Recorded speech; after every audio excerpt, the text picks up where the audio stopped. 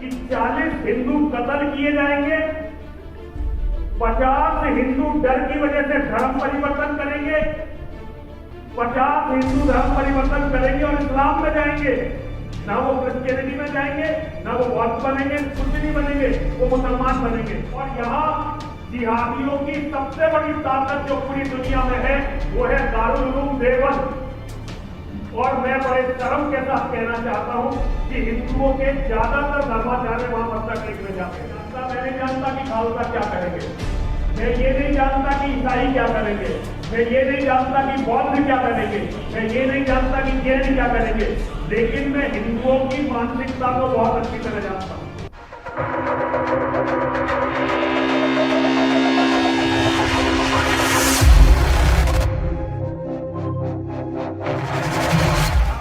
लेकिन मैं बस समस्या को बताकर अपना स्थान लूंगा।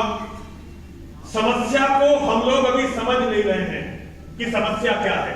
समस्या ये है कि भारत सरकार, चाहे किसी की भी सरकार रही हो, उन्होंने हमसे ओरिजिनल जनसंख्या का जो डाटा है वो छिपाया है।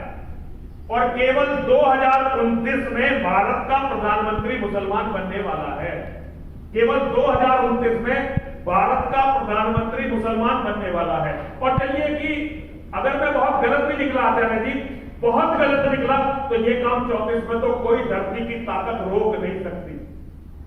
धरती की कोई भी ताकत 2034 में, वैसे तो इसकी संभावना भी 1% मानिए, 99% तो संभावना ये है कि 2029 में भारत का प्रधानमंत्री मुसलमान होगा।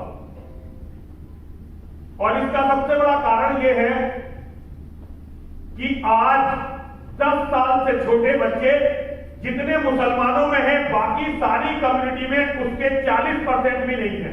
बाकी सारी कम्युनिटी जिसमें हिंदू भी हैं, ईसाई भी हैं, जैन भी हैं, बौद्ध भी हैं, सिख भी हैं, इनके सबके घर खाली हो चुके हैं और मुसलमानों के घरों में भारत में अब सोने को जगह नहीं है। हो सकता है मेरी बात आपको बहुत अजीब लगती हो, और अगर किसी को मेरी बात गलत लगती है तो मैं बहुत बहुत क्षमा चाहता हूं। विशेष रूप से आचार्य जी से बहुत क्षमा चाहता हूं, क्योंकि उनकी भी जितनी भी प्रयास है वो अहिंसा की तरफ ले जाने के हैं, और मैं उनका बहुत बड़ा प्रशंसक हूं, उनकी ऊर्जा का, उनके आत्मविश्वास का। और मुझे जो बोलने का जीवन में भगवान ने आदेश दिया वो ऐसी बात है जो उनकी विचारधारा से कभी मेल नहीं खा सकती, कभी भी मेल नहीं खा सकती। लेकिन आज ये सत्य स्वीकार सभी को करना पड़ेगा। और मैं दूसरी कम्युनिटी के लोगों के बारे में नहीं जानता, मैं नहीं जानता कि खालसा क्या करेंगे, मैं ये नहीं जानता कि ईसाई क्या करेंगे, मैं ये नहीं जानता कि बौद्ध क्या करेंगे, मैं ये नहीं जानता कि जैन क्या करेंगे, लेकिन मैं हिंदुओं की मानसिकता को बहुत अच्छी तरह जानता हूं। अगर आज 100 हिंदू हैं तो आप डॉक्टर साहब इस बात को लिख के रखिए कि 40 हिंदू कत्ल किए जाएंगे, 50 हिंदू डर की वजह से धर्म परिवर्तन करेंगे, 50 हिंदू धर्म परिवर्तन करेंगे और इस्लाम में जाएंगे।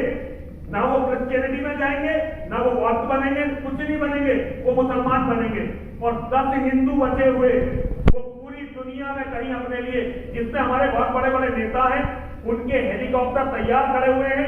एक बहुत बड़ा केंद्रीय मंत्री मुझे इसके बारे में डायरेक्ट बता चुके हैं कि हमारे बच्चे सबके विदेशों में सेटल हो चुके हैं। यहां वो हमें ईसाइयों से लड़ाने का काम करते हैं, अपने बच्चों को उन्होंने ईसाइयों के कंट्रियों में सेटल कर दिया है। यहां हम लड़ने के लिए छोड़ रखते हैं, आपस में लड़ने के लिए। लेकिन इसमें दो बहुत गंभीर खतरा है। अगर भारत इस्लामिक बना तो यूरोप के जिहादियों को वो ताकत मिलेगी कि यूरोप भी नहीं बचेगा, अमेरिका भी नहीं बचेगा। भारत का इस्लामीकरण, एक तो ये मत समझिए कि भारत अगर इस्लामिक हो गया तो आप सबको चैन से इसमें जीने का मौका मिलेगा, ये संभव नहीं है।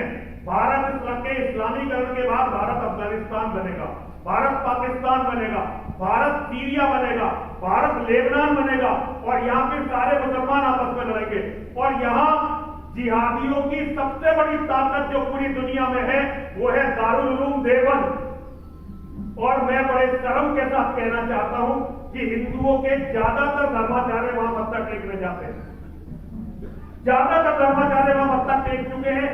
हिंदू कम्युनिटी से मुझे अभी ये उम्मीद नहीं है कि हिंदू कम्युनिटी लड़ने के लिए तैयार होगी, लेकिन ये जितना मेरा देश है उतना ही फादर पीटर का भी है, उतना ही ये देश आचार्य लोकेश मुनि का भी है, उतना ही मालेकर जी का भी है।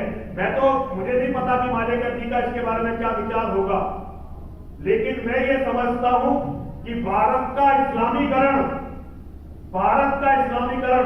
दुनिया के लाखों साल के इतिहास की सबसे बुरी घटना होगी, जिसके परिणामों को भुगतने के लिए हो सकता है कि मैं तब तक ना रहूं, क्योंकि 300 करोड़ का इनाम जिहादियों ने मेरे सिर पर रखा है और भारत की लोकप्रिय सरकार वो मुझे कुछ भी सुरक्षा देने में सक्षम नहीं है। यहां हमारे यहाँ 90%, 95% लोग वही हैं और वो किसी का भी शिकार तारीख बता के कर देते हैं। डॉक्टर तारीख बता के उन्होंने अभी हमारे एक भाई को मारा, बीएस तोमर, वो भाजपा के मंडल अध्यक्ष थे, डॉक्टर बीएस तोमर। लेकिन खैर मैं अपनी छोटी बातों से आप लोगों को परेशान नहीं करना चाहता। तो मेरा निवेदन ये है, जैसे अगर फादर पीटर मेरी बात से सहमत हो, मालेकर जी मेरी बात से सहमत हो, आचार्य जी मेरी बात से नाराज होते हुए भी कभी ना कभी सहमत जरूर होंगे, क्योंकि मैं तो पैर पकड़ूंगा, पकड़े रखूंगा, छोड़ूंगा नहीं और अपनी बात कहता रहूंगा। और कर्नल साहब का गाइडेंस हमें मिले तो आज हमें पूरी दुनिया के धर्माचार्यों का सम्मेलन बुलाना चाहिए। पूरी दुनिया के धर्माचार्यों का हमें वेटिकन जाना चाहिए।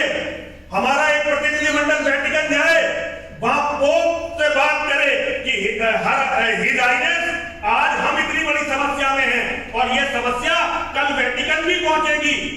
हमारा एक प्रतिनिधिमंडल इजराइल जाए, इजराइल के यहूदियों को बताए कि भारत यदि इस्लामिक हुआ और कल तुम्हें फिर पलायन करना पड़ा तो बताओ कौन सी जगह जाओगे जहां तुम्हें सम्मान के साथ रखा जाएगा। हमारा प्रतिनिधिमंडल लंदन जाए, लंदन जाकर लोगों को बताए कि हमारे साथ ये होने वाला है, हमारे साथ ये आज हो जाएगा और तुम्हारे साथ ये कल होगा, क्योंकि पूरा यूरोप मुसलमानों की आबादी से घिरता जा रहा है। मैं नरूला साहब से निवेदन करना चाहता हूं कि वो अमृतसर जाएं, लोंगोवाल साहब से बात करें और उन्हें बताएं कि आज हो सकता है कि उन्हें यह लगता हो कि हिंदू इमीडिएट दुश्मन है, लेकिन हमसे कभी किसी के अस्तित्व को खतरा नहीं हुआ। दुनिया में हमने कभी किसी को इसलिए नहीं मारा कि उसका दूसरा विश्वास था। कुछ गलतफहमियां हुई होंगी, लेकिन भाइयों के झगड़े हर जगह होते हैं। दुनिया में ऐसी कोई जगह नहीं है जहां कोई झगड़ा नहीं होगा, लेकिन हिंदुओं ने किसी को भी उसके धार्मिक विश्वास के लिए नहीं मारा। मैं अनुरोध करना चाहता हूं आप सभी से, अपने बच्चों के भविष्य के लिए, पूरी मानवता के लिए उस राक्षस से, और अभी मर्चेंट साहब कह रहे थे कि किसी भी धर्म की किताब में ये नहीं लिखा। मर्चेंट साहब मैं बहुत क्षमा चाहता हूं, आपने शायद कुरान को अच्छी तरह नहीं पढ़ा है। मैं तो इसके मामले में चुनौती देना चाहता हूं इस्लामिक धर्मगुरुओं को। मैं उन्हें उनके इतिहास का बताना चाहता हूं कि कितना निर्दोषों का खून बहाया गया है। आज हमने सबने, आज ईसाइयों ने अमेरिका में देखिए, हम सबने सहअस्तित्व में रहना सीख लिया है, और अगर नहीं सीखा है तो हम भविष्य में सीख सकते हैं। लेकिन अगर ये लोग बढ़ गए और भारत इस्लामिक हुआ तो इसके परिणामों का चिंतन करना शुरू करिए। और मैं एक बात बताना चाहता हूं, मैं अपने धर्मगुरुओं से भी बताना चाहता हूं, हम बातों में कुछ भी कह लें, लेकिन हिंदू कम्युनिटी इस्लाम के सामने टिक पाएगी ऐसा अभी तक नहीं दिखाई दे रहा, ऐसा अभी तक नहीं दिखाई दे रहा। और लेकिन यही कम्युनिटी जब इस्लाम में चली जाएगी और ये 50 करोड़ लोग जब मुसलमान बन जाएंगे तो ये दुनिया का इतना बड़ा खतरा होंगे कि दुनिया ने उसकी कल्पना नहीं की होगी। आज इस्लाम सऊदी अरब से नहीं चलता, ये बातें भारत में कोई कहने वाला नहीं है, लेकिन ये अमेरिका की पार्लियामेंट में ये बातें उठ चुकी हैं। आज भारत सऊदी अरब से नहीं चलता, आज इस्लाम दारुल उलूम देवबंद से चलता है। मैं अगर कुछ गलत बोला हूं तो मैं आप सभी से क्षमा चाहता हूं। मैं किसी का दिल दुखाने के लिए नहीं बैठा, मैं मित्रता के नए रास्ते खोलना चाहता हूं। मैं ये चाहता हूं कि सबके बच्चे यहां सम्मान के साथ रहें, सबके बच्चे यहां अधिकार के साथ रहें, लेकिन मेरी बेटी का भी अधिकार, मेरे बेटे का भी अधिकार उतना ही होना चाहिए जितना किसी दूसरे के बेटे और बेटियों का अधिकार है। आज भारत दुनिया में उस जगह खड़ा हुआ है। अगर हम लोगों को, अगर ये भारत पर ध्यान दुनिया ने नहीं दिया, और मैं कर्नल साहब से अनुरोध करता हूं, कर्नल साहब आप हर तरह से सक्षम हैं, अगले महीने आप एक टूर करिए और हमारा ये संदेश लेकर सबसे पहले वेटिकन जाइए, फिर इजराइल जाइए। जितने भी दुनिया के लीडर हैं आप उनसे बताइए कि भारत यदि इस्लामिक हुआ, सनातन विश्व संसद का भवन जब बनेगा, लेकिन हम इसका ट्रस्ट अगले महीने बना लेंगे। और कर्नल साहब मेरा अनुरोध आपसे इतना रहेगा कि आप हमारी पीड़ा को, मैं तो जा नहीं सकता क्योंकि मेरे पास तो पासपोर्ट अब रहा नहीं और पासपोर्ट मुझे मिलेगा भी नहीं। भारत में केवल मैं इस्लामिक जिहाद के खिलाफ बोला हूं, इसलिए भारत की सारी सरकारों ने मेरे पासपोर्ट जब्त करके 32 बार मुझे जेल में रखा है। 100 से ज्यादा रात मैंने हवालात में काटी है, केवल इसलिए ना तो मैंने कोई अपराध किया आज तक। डॉक्टर साहब आप इतने दिनों से गाजियाबाद में रह रहे हैं, आपने किसी अपराध के बारे में मेरा सुना नहीं होगा, लेकिन क्योंकि मैं इस्लाम के जिहाद पर बोलता रहा हूं, 32 बार जेल में रहा, पासपोर्ट जब्त है, 100 से ज्यादा जेल मैंने 100 से ज्यादा बार हवालात में रहा हूं और अब बहुत जल्दी मारा जाऊंगा। लेकिन मैं फादर पीटर से अनुरोध करता हूं कि मेरी बात को एक भाई की तरह, एक मित्र की तरह, मैं मालेकर जी से अनुरोध करता हूं, मर्त्यन साहब से अनुरोध करता हूं, जैन मुनि जी से अनुरोध करता हूं, आचार्य जी से, शंकराचार्य जी तो हमारे गुरु हैं, लेकिन मैं आप सबसे अनुरोध करता हूं, तो अगर मेरे जीते जी भी आप इन बातों की कदर ना कर सके कोई बात नहीं, मेरे लिए आप मत लड़िए, लेकिन अपने बच्चों के लिए लड़िए, बच्चों के भविष्य के लिए लड़िए और सबसे बढ़कर आजादी के लिए लड़िए। क्योंकि धर्मनिरपेक्ष भारत में, धर्मनिरपेक्ष यूरोप में, धर्मनिरपेक्ष अमेरिका में ही आपको अपने मत का प्रचार की आजादी है। जिस दिन यहां कुरान का शासन होगा, ना ईसाइयत का प्रचार होगा, ना बौद्ध धर्म का प्रचार होगा, ना जैन धर्म का प्रचार होगा, ना फिर यहाँ पर किसी वेद का प्रचार होगा, फिर केवल सिर्फ कटी हुई लाशें होंगी, टूटी हुई बिल्डिंगें होंगी और सारे भविष्य समाप्त हो चुके होंगे।